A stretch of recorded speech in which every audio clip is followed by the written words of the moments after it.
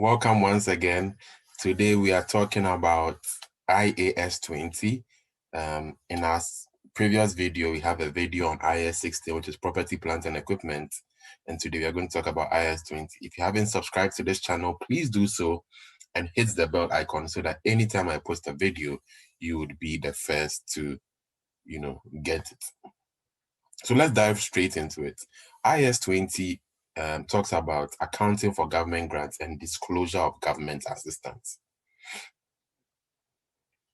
As we all know, governments often provide money or incentives to companies to export their goods or to promote local employment. This is one of the functions of government. They help provide money, they support local businesses, and basically they do this so that it improves employment, local employment in the country. And so government offers grants and assistance in that regard. Government grants could be revenue grants, and a typical example of a revenue grant is contribution towards payroll costs, and it could also be capital grants. Please take note of the difference. Revenue grants, capital grants. And an example of capital grants is contribution towards purchase of non-current assets. We've talked about capital items versus revenue items in our past videos, so you can always take a look at that and check it out. So government grants could be in two forms. It could be revenue grants where they are contributing towards payroll costs, or it could be capital grants where they are contributing towards the purchase of a non-current asset. IAS 20 follows two principles when determining the treatment of grants. Number one is prudence, the prudence principle. Prudence is very, very key. It's one of the accounting concepts that permeates, accounting as a subject or as a body of knowledge. Prudence. So let's talk about prudence. Grants should not be recognized until the conditions for receipt have been complied with and there's reasonable assurance that the grant will be received. So under no circumstances should a grant be recognized, right? Until the conditions for receipt have been complied with. What does this mean? Anytime a grant is given, there are conditions around it, and the conditions for receipt must have been complied with for the grant to be recognized. That's the first thing, and that there's reasonable assurance that the grant will be received. So two things. The conditions have been complied with, and there's reasonable assurance that the grant will be received. If these two conditions are not met, you don't recognize a grant. Why would you recognize a grant when you are not sure whether it will be received or not?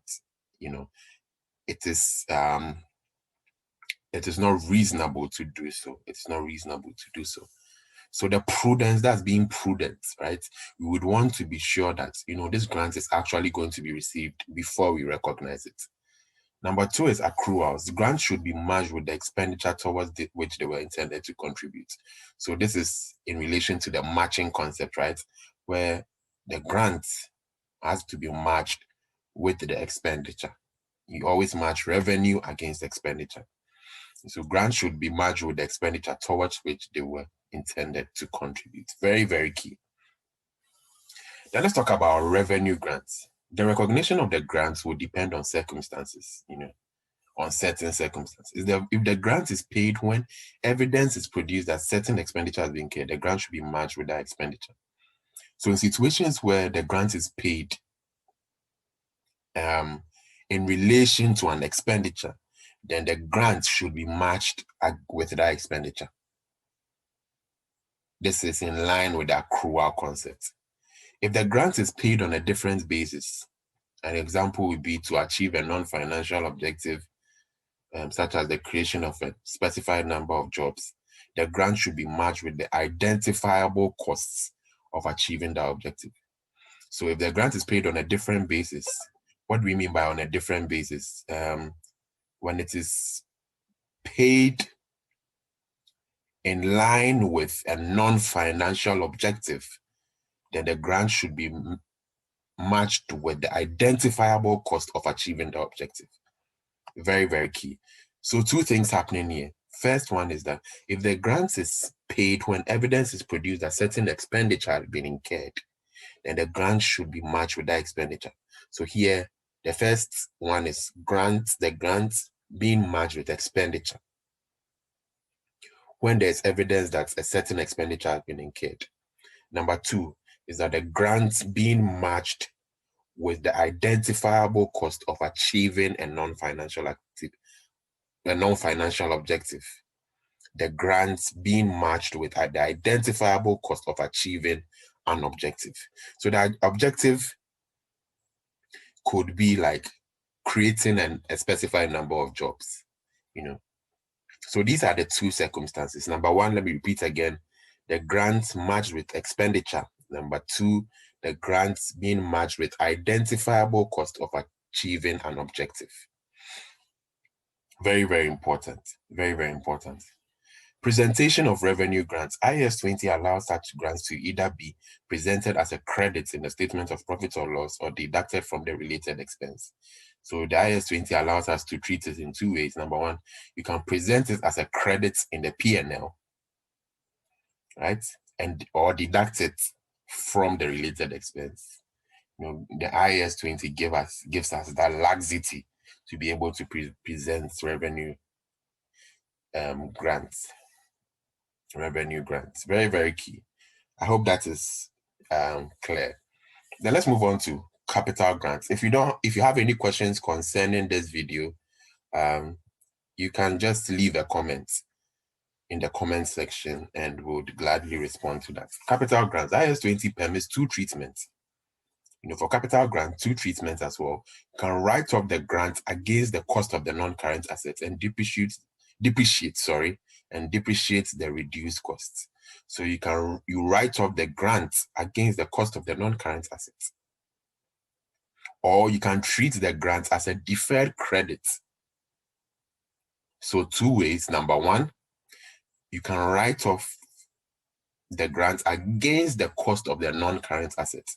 Remember, capital grants are more related to things like the acquisition of a non-current asset, right? So number one is you can write off the grant against the cost of the non-current assets and depreciate the reduced cost. Or you can treat the grant as a deferred credit. So number one, write off. Number two, deferred credit. You can treat the grant as a deferred credit. When you treat the grant as a deferred credit, you transfer a portion to revenue each year. So basically, IAS 20 gives you that laxity to be able to treat capital grants. When we are talking about revenue grants as well, there were two options. You can present it as a credit in the P&L, or you can deduct it from the related expense. When it comes to capital grants, you can write off the grants against the cost of the non-current assets, or you can treat the grants as a deferred credit. Now let's talk about repayment of grants. In some cases, grants may need to be repaid if the conditions of the grants are breached. So there are situations where the conditions of the grant are breached, and so the grant has to be repaid. If there's an obligation to repay the grant and the repayment is probable, then it should be provided for in accordance with the requirements of IAS 37. So if there's an obligation like that, then it should be provided for in accordance with the requirements of IAS 37. Always remember that repayment of grants is predicated on the breaching of the conditions of the grant. Very, very key. If the deferred income method for the capital grants has been used, right, we talked about that, then the remaining grants will be paid to the government. Any amount released to profit or loss may also need to be reversed in that sense. If the netting off method for capital grants has been used, then the cost of the assets must be increased to recognize the full cost of the assets without the grant. Very, very important. Very, very important. Very, very important. So it's talking about the two methods we talked about initially. Number one, the deferred income method, and number two, the netting off method for capital grants. Very, very important. Very, very important. So this is a brief summary on IAS 20. I hope you enjoyed this lecture. This is a brief session. In the next video, we'll be talking about IAS 23, which refers to borrowing costs. So thank you and see you in the next lecture.